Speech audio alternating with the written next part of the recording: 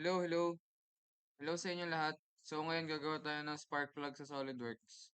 So gawa tayong bagong document. Okay. Ang gagamitin nating units ay millimeters, mmgs yan. So start na tayo. Gawa tayong line sa right plane. Line. So wait lang. Dimension nito ay 60.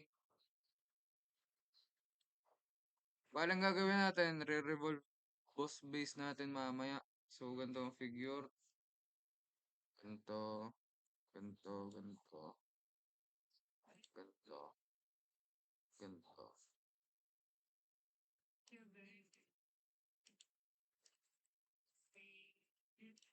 So ito ang mga dimension. Tapos may 4.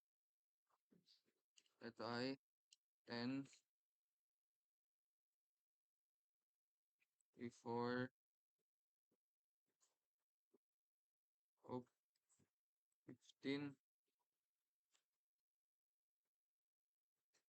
Ay 10. Click nyo yung point na yon tsaka itong line. 6.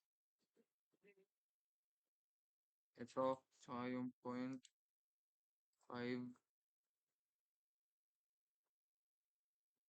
Haba nito ay 20. Ito, tsaka itong line. 3. Ayan.